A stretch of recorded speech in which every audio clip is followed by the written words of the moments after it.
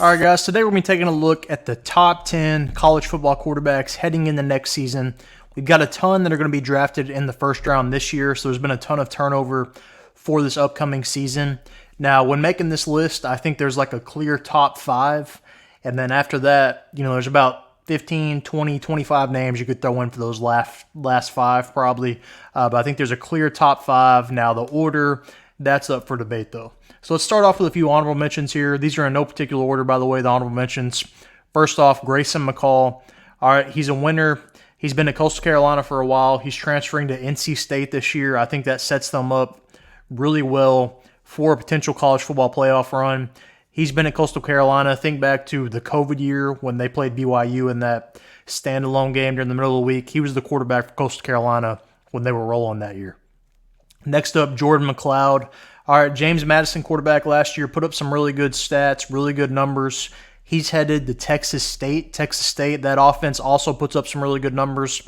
I'm curious to see how that works together, but should put up some really good numbers, some really impressive stats this season. Next up, DJ Uiagalelei, former Clemson quarterback, former Oregon State quarterback. He's a winner as well. All right, similar to Grayson McCall, his numbers aren't going to jump off the screen at you, but he definitely wins. Now, most people do win at Clemson, so that was kind of iffy, but then when he went to Oregon State and won games as well, I think this guy's really impressive and should be really good for Florida State this year. I think they should have a legitimate chance again to make a playoff push. Hopefully they can get in this year. Next up, Jalon Daniels at Kansas. You've probably heard of him before. You've probably seen him before. He's been around at Kansas for a long time, but he's really injury prone.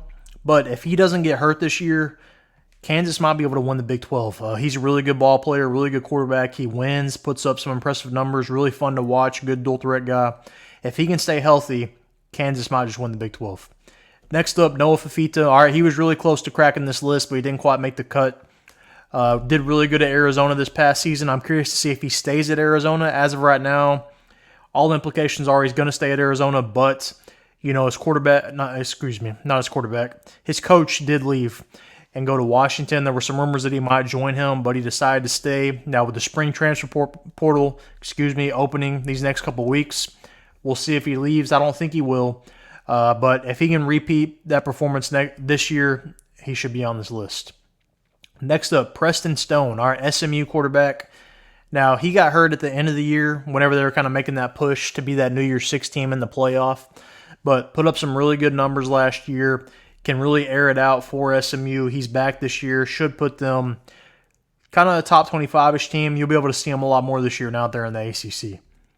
Next up, Thomas Castellanos. All right, really good dual threat guy here. He runs a bunch. Very athletic guy. Can really run for touchdowns, run for yards. I'm curious to see how he meshes this year with Bill O'Brien's offense. Bill O'Brien is the new Boston College head coach, if you didn't remember that. So I'm curious to see how this marriage works here. Because like I said, he's more of a running guy, but Bill O'Brien likes to air it out a little bit. So I'm curious to see how that works and curious to see really how he can throw the ball because we know he can run. Now let's find out if he can throw very good. If he can, he's a pretty good quarterback.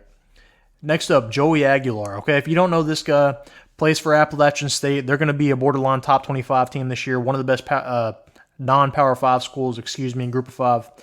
And he puts up some really good stats. If you haven't yet, go check him out. Go watch his highlights. Go watch and look at how many passing yards he had last year, how many passing touchdowns he has. He's really good. Next up, Riley Leonard, all right, headed to Notre Dame. Riley Leonard last year had Duke as a top 15 team probably when he was healthy. Kind of got hurt a little bit towards the end of the year, kind of injury prone. Not as much as Jalon Daniels, but if he can stay healthy, Notre Dame should be legit this year. All right, next up, Byrum Brown, another dual threat guy. We only got a few more honorable mentions here. Then we'll get onto the list. Byrum Brown, another dual threat guy, freshman last year at USF. Not too many offers coming out of high school, but is really impressive. If you haven't watched him, go watch him. Him and another guy we'll get to a little later should be competing for the American Conference this year. All right, my last two honorable mentions are here. These are in order. Okay, so these last two were it was almost a three-way tie for 10th, but these guys just missed out. Shedeur Sanders, probably on a lot of people's list as a top 10 quarterback. Puts up some really good numbers, but a lot of those are in garbage time. We're going to need to see if they can get a better offensive line around him. You'll get to see a little more of kind of what he's capable of, I think. He's got a really impressive arm. Really good quarterback, puts up good numbers, but doesn't quite win as much last year, obviously, as I was hoping. We'll see how they do this year, though, and he could move on the list. All right, and last here on the honorable mentions, then we'll get to the top 10. Haynes King at Georgia Tech, former A&M quarterback. Really good dual threat guy here as well. Can run the ball, can pass it. Didn't have a lot of help last year, but put up some good numbers by himself. Georgia Tech should be improved this year, and with a better roster around him, I'm curious to see what he can do. All right, number 10, Cam Ward. All right, former Washington State quarterback, transferred to Miami. Should put them as a top 15 team this year. Last year, 33 total touchdowns, 3,735 yards passing. He didn't run for as many yards as I would have expected last year. Had quite a few rushing touchdowns, but I thought he'd have a lot more rushing yards. He really didn't. Washington State, kind of a disappointing year last year, but Cam Ward still is a really good quarterback. There's a reason he was so sought after in the transfer portal. Number 9, Jaxson Dart. All right, he was kind of closer to missing out than everybody else. The top 8 were on this list, no doubt, but 9, 10, and then those couple honorable mentions were kind of flip-flopping. Last year, Jaxson Dart, 31 total touchdowns, 3,364 yards. There's a reason they kept him and didn't want to pay up on Quinshon Judkins. He is the glue of this offense. He's the engine that runs this Ole Miss offense, and I think he's going to get a better chance this year to kind of show out what he can do with all the weapons around him. Number 8, Seth Henigan. All right, Memphis quarterback. If you don't know who he is, you should know him this year. Memphis, I think, will be in the college football playoff as that group of 5 representation. This is the other team I was talking about as far as Memphis and USF competing. But Seth Henigan, really good numbers here, 37 total touchdowns, almost 4,000 yards passing. He really airs it out at Memphis and is a really good quarterback, got a great arm. Number 7, Kaidon Salter, 44 total touchdowns last year, almost 4,000 total yards as well, but those 44 total touchdowns is really impressive. He's a true dual threat guy. He can pass it, he can run it. There was some rumors originally that he was going to end up going to Auburn. That didn't end up happening.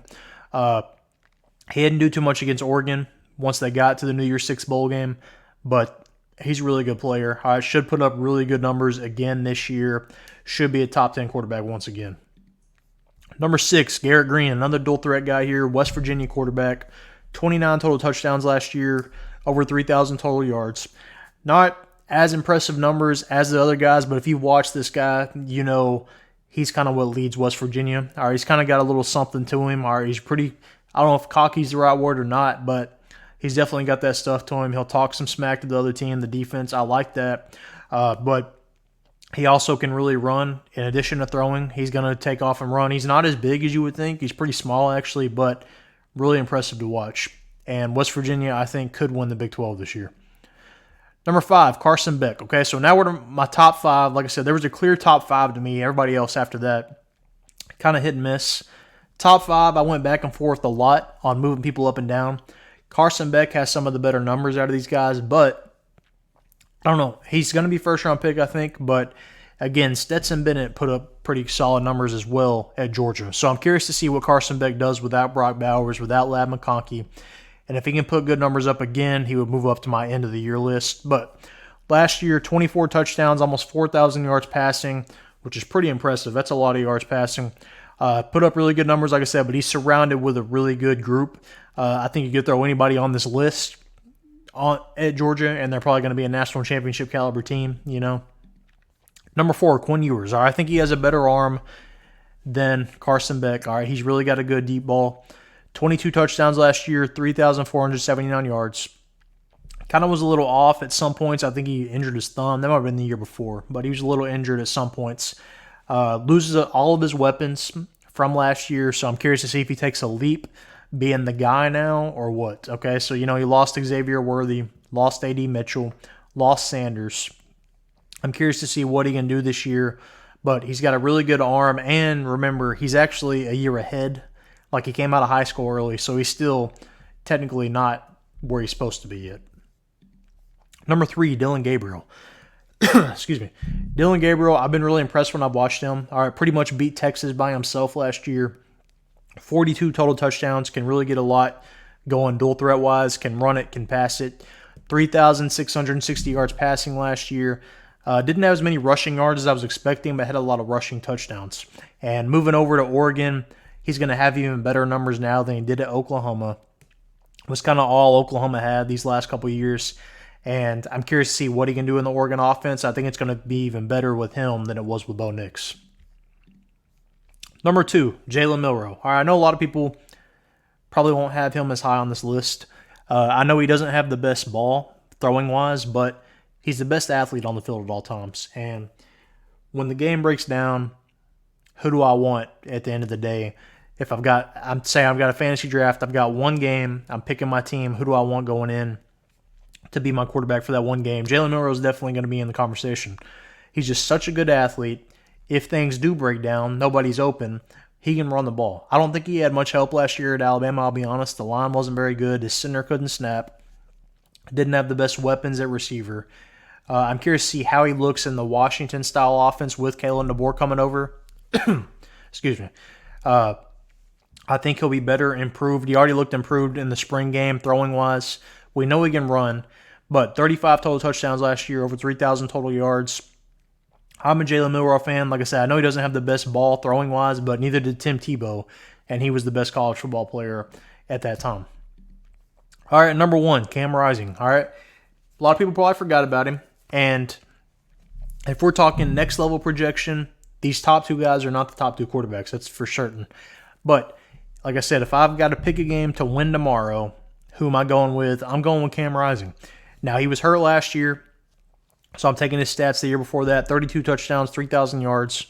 But this guy does it by himself. He wins ball games. He's going to have Utah in the playoff hunt this year.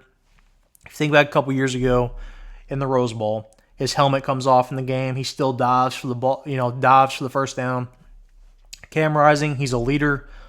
He's a great quarterback. He's who I want if I'm having to pick somebody to win the ball game tomorrow. But those are my top 10. Let me know your top 10 down in the comment section. If you enjoyed this video, make sure to give it a thumbs up and subscribe.